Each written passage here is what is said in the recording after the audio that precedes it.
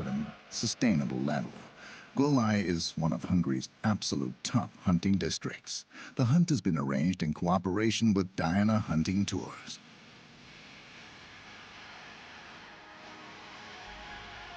Let's start with Franz Albrecht. I really quite like these drives where the beaters are starting where we're standing and then moving away, because the boar, especially in the last 10 to 15 years, they have learned so much about the way we try to drive them that they like to break through the beater lines in the back. And the wind is in our favor. The sun is just coming out. My setup is just behind a bush, just to get enough cover for them not to see us too early and turn back. I've got Frida behind me, so I could not be happier. This is the perfect day. Equipment-wise, I'm still using my Sauer 202, which I'm incredibly happy with. The whole system and action and the way it's been built, the barrel, it's real German craftsmanship, and it's absolute perfection. I'm so happy with it. I've been using it for a few years now. I hunt a lot with it. I try and shoot pretty much everything that I hunt with this rifle, because I'm so used to it and I like it so much. I have a few other special rifles that I also very much enjoy, but for any quick shooting or instinctive shooting, I think it's very important to try and use the one rifle that has been fitted to you and that you know and that you like, so you can use it blindly. I've made a few adjustments to it, but in general, I think Sauer it's a very, very good gun for any kind of hunting that you can do. The only thing that I did was the stock. I have a very strange way of putting the stock into my shoulder, because when I was younger, my father's and my grandfather's rifles were too long for my shoulder, so my stocks need to be very long to fit me. But that's maybe one thing that I think for anybody who wants to buy a new gun, or who's going to just do their hunting license and who's going to buy their first gun, don't go for a cheaper gun now, because the most important thing is that you have a gun that fits you well. Because if you don't, you're never going to be able to shoot well. And so spend that extra money to get your the wooden part of the gun fitted to you, and go to a professional to have it done, because that's the best investment I've ever done, and I would never go back on it.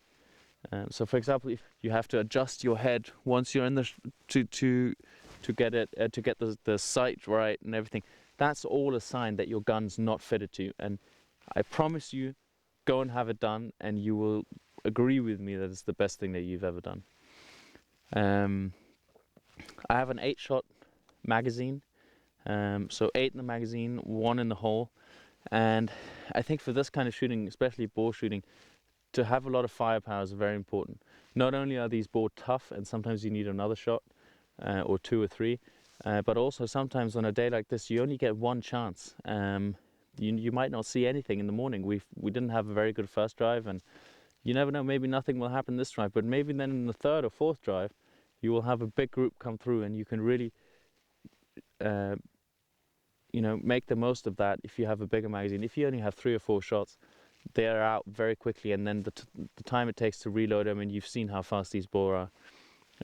So I like to have a bit of firepower in it. Then I'm using my aim point, which I'm extremely happy with for this kind of fast shooting. You can use it like a shotgun. I can adjust the lightness of the dot I have, and yeah, so that's my equipment. Bullet-wise, I'm still using, as I did last year, I'm still using RWS. This year I'm using KS, Kegelspitze it's called. It's a bullet that RWS have had for many, many years, but they're refining it all the time. It's a 9.7 gram, 150 grain bullet. I'm very happy with it. The boar really don't like it.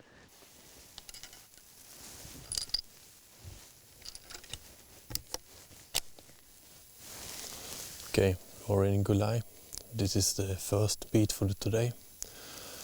We have a wonderful morning. It's about 5 degrees cold and it's a little bit foggy, but we will have a great day here, I think. Eric Jepsen climbs a high tower for a better shooting position. It's a cool and slightly foggy morning, ideal weather for a driven hunt if only one is dressed to keep warm while standing still. If the hunter becomes cold, he loses his ability to coordinate his movements and fast reactions.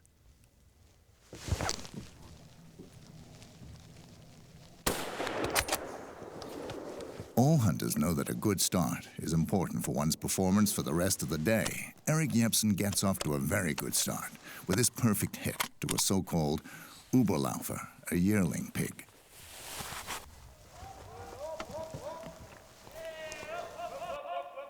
It's a great pleasure in every way to visit Gulai, first and foremost because of the very strong population of wild boars, but also because of the dedicated team of people responsible for the hunting arrangement.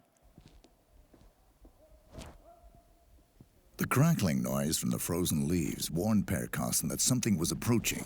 Electronic ear protectors are a great help as they can be adjusted to amplify the sounds around you. On the downside, it can be a little difficult to determine exactly from which direction the sounds are coming. Franz Albrecht gets a single wild boar. In slow motion, it's clearly visible how the bullet strikes just behind the pig's head, instantly killing it.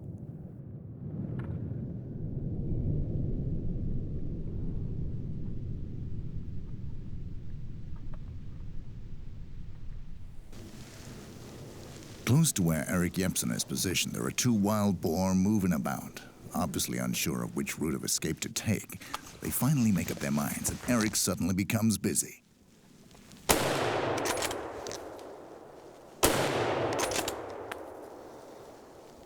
In Hungary, it's normal that you are accompanied by a hunter guide. It's a great advantage as it increases security for everyone involved in the hunt. It's also helpful as the guide provides an extra set of eyes for spotting the game. Let's watch the scene from another camera, filming in high speed up to 1,000 images per second. The bullet strikes low in the heart region, right behind the shoulder, and the boar makes a final sprint before it collapses.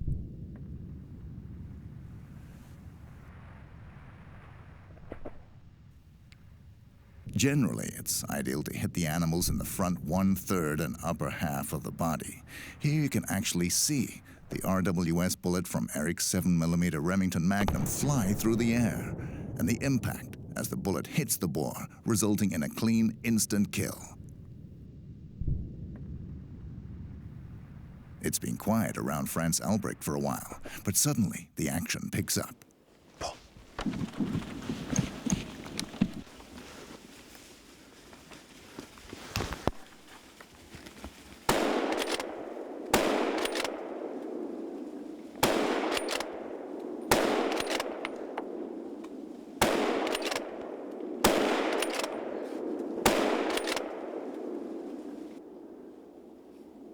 Franz Albrecht does the impossible and delivers shooting in a class entirely of its own. It's impossible to see that he's suffering from a bad cold and the wild boar fever all at the same time. His ability to read the game and to foresee its reactions is unique, and one boar after the other falls for his accurate shots within a matter of seconds. His shooting truly is in a class of its own. Unfortunately, the cameraman mistakenly activates a filter on the camera just as the action starts with Franz Albrecht. Let's watch the young German's unique abilities in slow motion. Here he deliberately selects the Frischlings, the infant pigs, as his target, and seemingly effortlessly places a deadly shot in these, only 20-kilo heavy animals at full speed. Note also his ability to reload and find a new target in his sights in no time at all. On top of this, he has a unique ability to maintain focus on the animals that he shot to make sure that they are dead before he concentrates on a new target, approaching at full speed. This is game shooting of the very highest order. Truly world-class performance.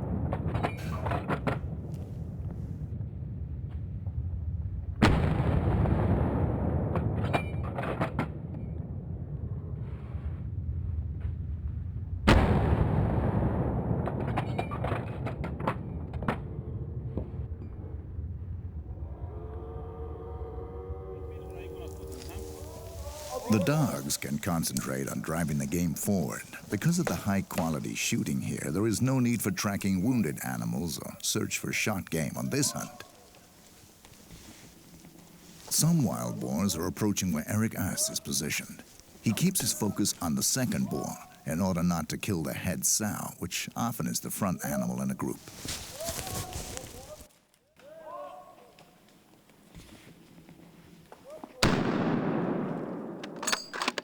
Eric Ass is a shooting instructor, and he knows how to place his .270 Winchester bullet and not to take any unnecessary chances. Okay, that went well. It fell down directly. It was a Überläufer. It was a good start of the day. The first wild boar. The sun has come out. We've got the small valley as our stand. It looks very promising. There's big trails coming up and down the hills. Apparently last year there was a lot of boar come through here. The drive's just started. We can hear the beaters from far away. Apparently the boar will come from both sides. I can't really say exactly what's gonna happen yet. But I'm pretty excited. And the drive should last about 3 hours, which is great. The longer the drive is, the better, because the more hunting you get to do. So we will see what happens. It's quite difficult with the wind, because you keep on thinking that you hear something, but then it's just something else, like the leaves or something else. Now it's up to France to defend his position.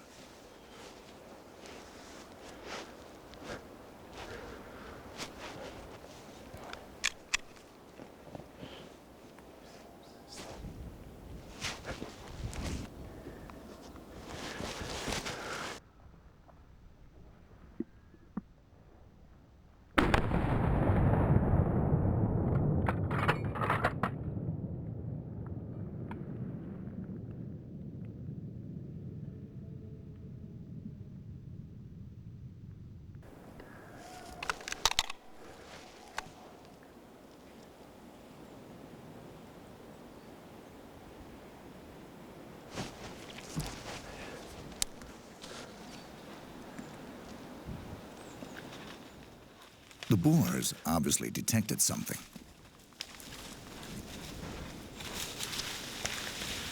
And now it tries its best to escape the destiny that its mate suffered a few moments ago. It's a perfect hit, and the impact is clearly visible. It's instant death to the boar.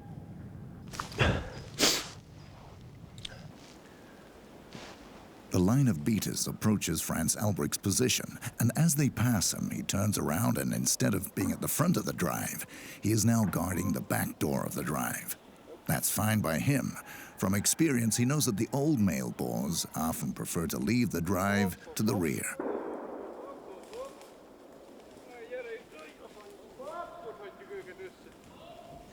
We had 3 single boar come through, 2 behind us down the hill, and 1 single frischling from the right. And the beater line is just coming through, and they'll keep on working towards this side of the drive, and hopefully some boar will come back. We haven't seen the groups yet, so I'm excited to see what happens next. It's very exciting.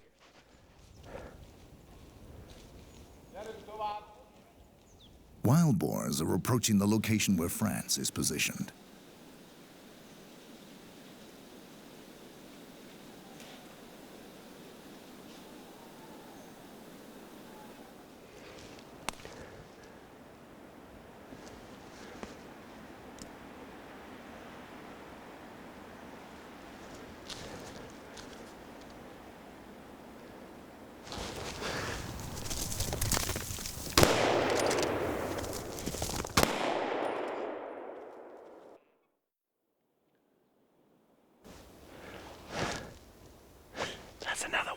Wonderful situation to show that with wild boar hunting anything can happen.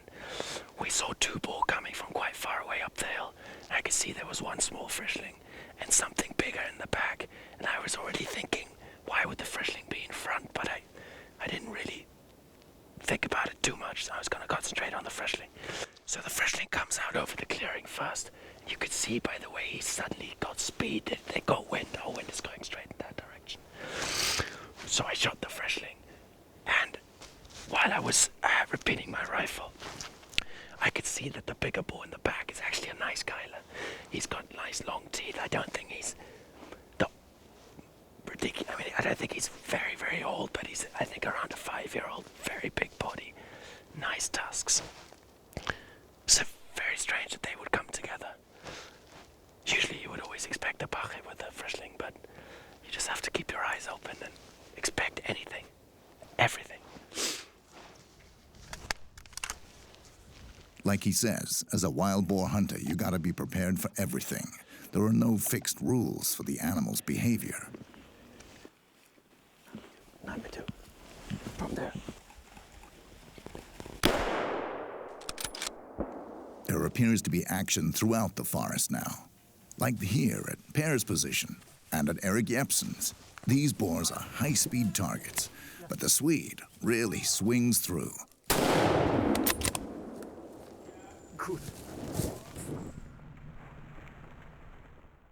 In spite of the difficult angle, Eric manages to place a perfect bullet in the boar.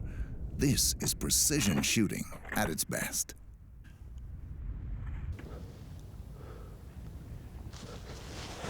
Note that Franz Albrecht lets the first boar pass and then the next two. He has seen that there are Frischlings in the group.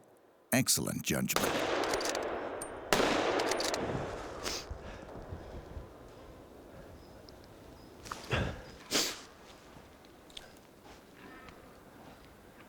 It's basically the end of the drive. The beaters are nearly at our stand. We've had all sizes. There's been Frischling, there's been single Überläufers, there's been 2s and 3s, there's been single Kälte, then we had the Kälte with the Frischling, and they've been coming on at all distances and in places and situations where we really didn't expect it. So, as we know, with wild boar hunting, you always have to be concentrated to the last second because you never know what's going to happen in the end. So I'm just gonna refill these things. This is actually something very useful to have. A lot of people have the belts around their waistline. I find it disturbs my swing. So if I have a tree or anything like that, I put them around the tree, and it's much easier to access while you're reloading your magazines instead of having to bend down and do it in your bag. Another great thing about this stand is that you have two long clearings or Schneisen, and usually the boar, they will come down to the beginning of the Schneise or the clearing in the thicket, and they will stop and they will look and see if everything's clear, and then you will suddenly see how they pick up speed and they go full speed over this open bit. And the great thing is, if you don't have any trees, you can really, without having to think about anything else, just concentrate on taking the aim point, getting it in front of the boar, swinging through and pulling the trigger. If you have something like behind me where you have quite a bit of trees and there's a fast boar running through there, a lot of boar hunters say that what they do is when they shoot in the forest is that they pretend that there's no trees, which means that you have a higher probability to hit the boar instead of the trees because there's more spaces in between the trees than there's trees. For me, I don't like to take that chance because you still hit the trees once in a while. So what I like to do is, with my aim point, I have both eyes open and I follow the boar with the aim point, and when I see a gap coming up, like if the boar's running to the left up here, I can see this big gap coming up, and once it gets in there, I take the shot. Get your aim point through the boar, swing through it like you would do with a shotgun, and once you get somewhere in front of the head, always depending on distance and speed of boar, of course. If you have a boar that's further away and faster, then you have to get further in front, like with any bird or anything that you're going to shoot a clay pigeon or whatever. But then there's also the theory of sustained lead. I think they call it sustained lead in English, which basically means you have the boar running through the forest behind us, and instead of coming with your aim point, coming from behind, pulling through and then now pulling the trigger like this, what they do is they come up and they put the aim point in front of the boar and they keep it there until they feel comfortable to fire the shot. So the boar comes, They get their aim point, put it in front of the head, and just wait, boom, pull the trigger.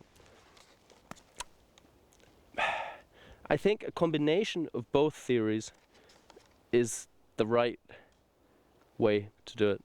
Depends very much on the situation what you do. If you have a forest that is much thicker than this, so many more trees, and you only have